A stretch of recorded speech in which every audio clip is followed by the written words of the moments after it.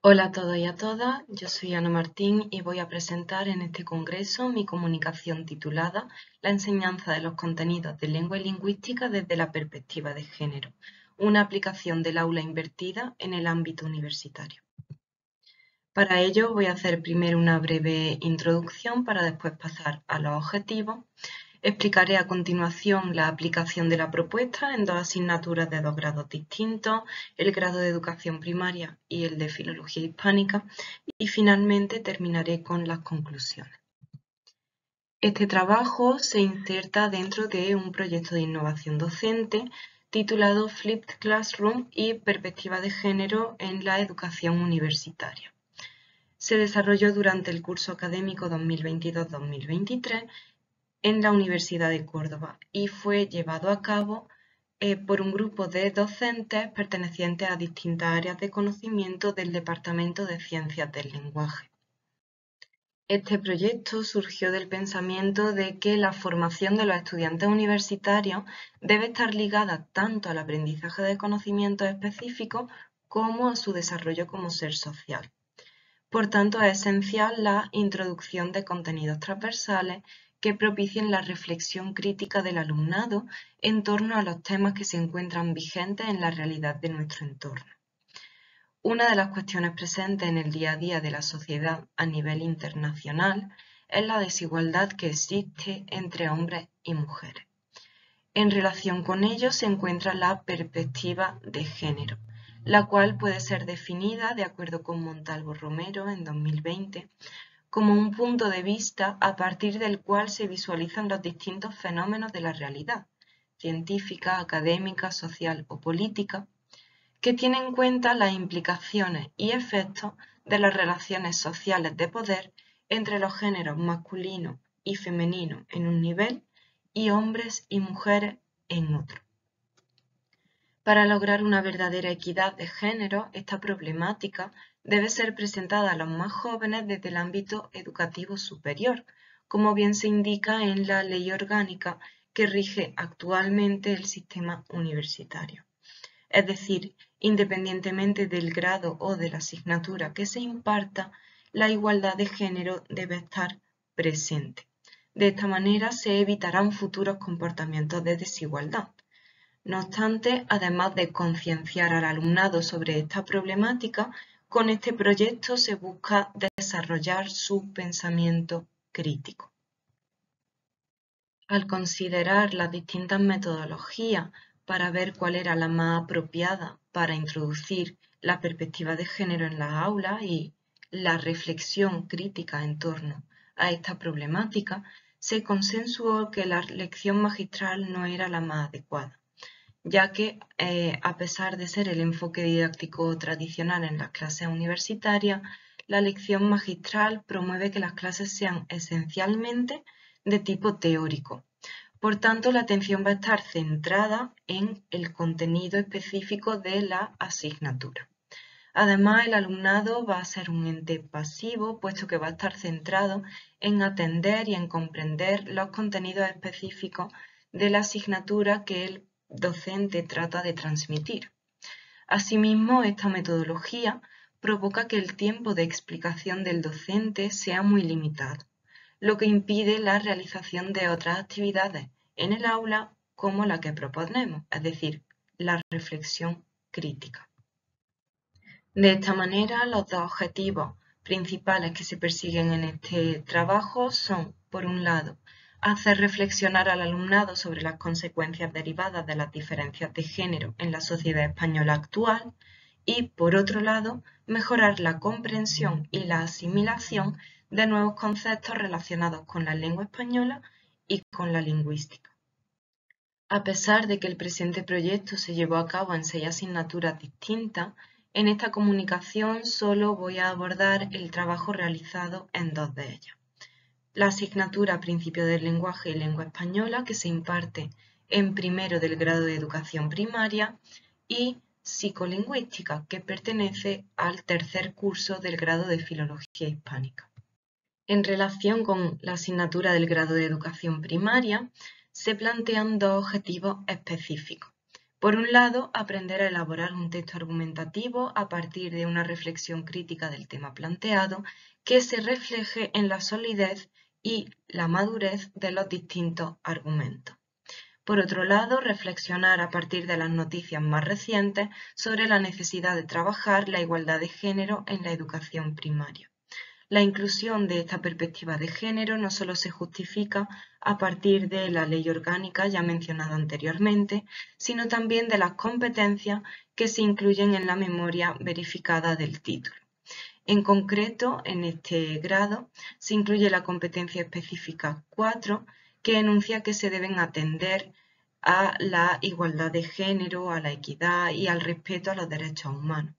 Y por otro lado, en la competencia modular 25 se indica que se deben analizar e incorporar de forma crítica las cuestiones más relevantes de la sociedad actual, entre otras las relaciones de género y la discriminación e inclusión social. Teniendo esto en cuenta, la tarea final que se perseguía en el grado de educación primaria era la elaboración de un texto argumentativo a partir de la siguiente pregunta. ¿Es necesario trabajar la igualdad de género en la educación primaria? Para conseguir la elaboración de esta tarea final, se llevó a cabo una metodología dividida en 3 fases. La primera fase tuvo lugar dentro del aula y se le dedicó 1 hora. Era la fase de activación de conocimientos previos, donde tenían que elaborar un texto argumentativo, ya que sabiendo que los estudiantes acababan de terminar segundo de bachillerato, se asumía que en este curso se les había enseñado algunas nociones sobre la elaboración de textos argumentativos. De esta manera podrían recordar, activar esos conocimientos que ya habían adquirido anteriormente. En la segunda fase, la dedicada a la asimilación de la teoría y la reflexión, los estudiantes tuvieron que leer una serie de apuntes relacionados con la teoría sobre la elaboración de un texto argumentativo. Estos apuntes los tienen disponibles en los documentos complementarios de esta comunicación. Además, debieron consultar artículos de opinión relacionados con el tema propuesto y una vez que hubieran hecho todo esto, debían retomar el texto primero que habían escrito y detectar los puntos débiles. Es decir, a partir de la lectura de esos apuntes y de esos artículos de opinión, debían señalar aquellos aspectos que podían ser mejorados. Esta era la tarea que debían traer para la siguiente sesión, que duró 1 hora y consistió en la puesta en práctica de todos esos conocimientos teóricos, a partir de un debate sobre la necesidad de trabajar la igualdad de género en la educación primaria, y también se les pidió que reelaboraran el texto argumentativo, aplicando lo que habían aprendido fuera del aula y también los conocimientos o las reflexiones que había suscitado el debate en clase. La evaluación de esta actividad se llevó a cabo mediante la valoración de la entrega de los 2 textos argumentativos y también mediante la observación en clase, es decir, mediante la participación en ese debate que se realizó en la última sesión. En esta tarea participaron un total de 107 estudiantes divididos en 6 grupos distintos y tras el análisis de los 2 textos que habían sido entregados, se observó que gran parte del alumnado había evolucionado. Por un lado, en cuanto a su capacidad de redacción de textos argumentativos, un 80% de ellos lograron mejorar su texto mediante la corrección de errores gramaticales, la sustitución de argumentos por otros más válidos o incluso la reorganización del contenido, ya que debían seguir algunas de las estructuras propuestas en los apuntes que habían leído fuera del aula. Por otro lado, también un 74% cambió o hizo evolucionar su opinión sobre el tema que se había planteado.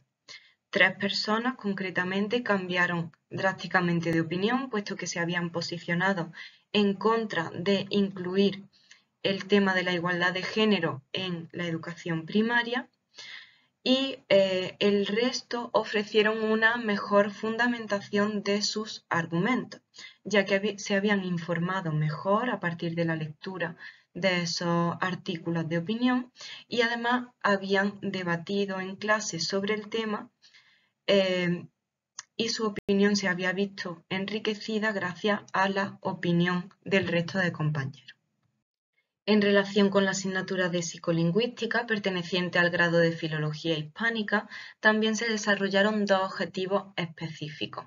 Por un lado, conocer desde el punto de vista de la psicolingüística la forma de procesamiento sintáctico y morfológico del español, así como sus técnicas de investigación.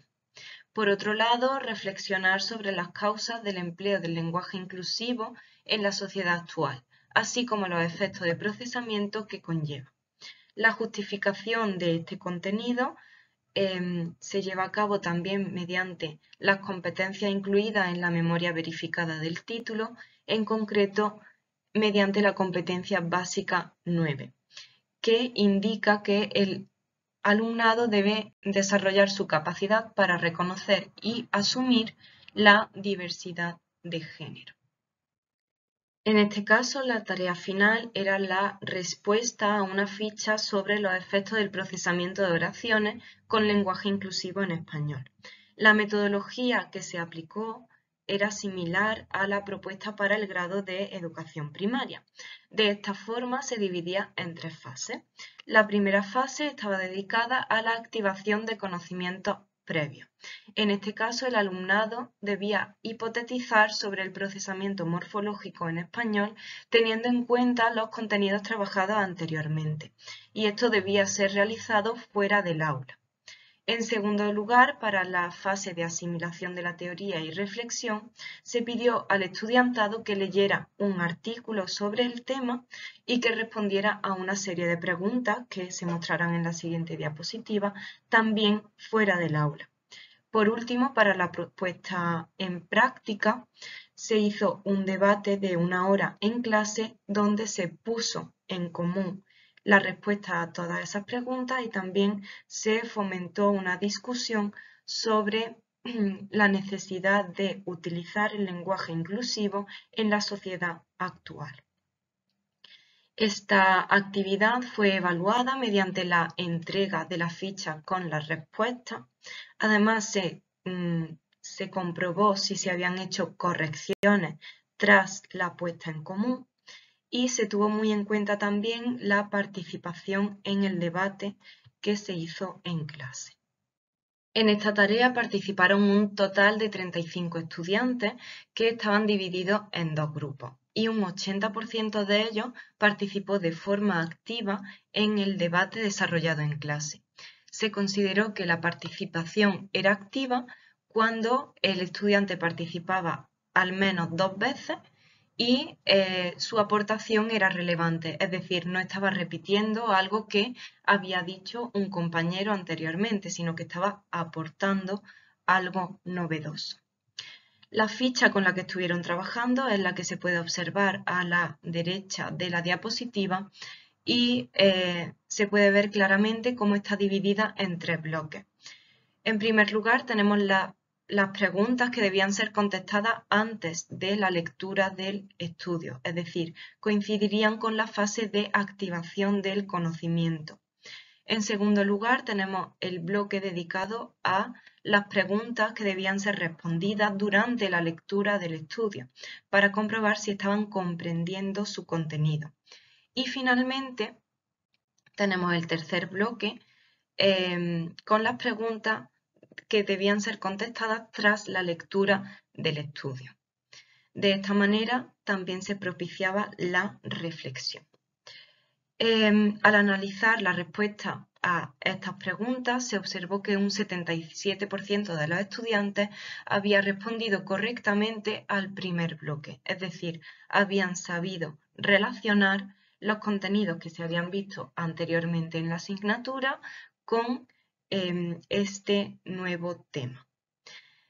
En el segundo bloque se observó un acierto del 97%, lo que demuestra que todos los estudiantes, excepto uno, habían comprendido correctamente el contenido del estudio y finalmente un 83% hizo aportaciones justificadas para el tercer bloque. Es decir, habían sabido desarrollar correctamente su reflexión acerca de la inclusión del lenguaje en la lengua española y sobre el procesamiento de este tipo de lenguaje. Además de los estudiantes que participaron en el debate, se observó que un 90% de ellos amplió sus conocimientos, ya que habían hecho correcciones a lo que habían presentado en un primer momento. En definitiva, parece que la metodología del aula invertida es la apropiada para introducir la perspectiva de género en la aula, ya que se ha visto una mayor motivación del alumnado, puesto que la mayoría de estudiantes se ha implicado en la realización de la tarea. También se han obtenido resultados muy positivos, puesto que el alumnado ha demostrado haber comprendido el contenido específico de la asignatura fuera del aula. También fuera del aula han demostrado haber reflexionado acerca de los temas relacionados con la perspectiva de género. Y finalmente, dentro del aula, han podido desarrollar su pensamiento crítico y ampliar sus conocimientos específicos gracias al intercambio de ideas con sus compañeros. Por tanto, creo que ha sido una muy buena combinación la de introducir la perspectiva de género mediante la metodología del aula invertida. Y hasta aquí mi presentación. Muchas gracias por haberme escuchado y estaré atenta para responder a cualquier duda que me quieran plantear. Muchas gracias.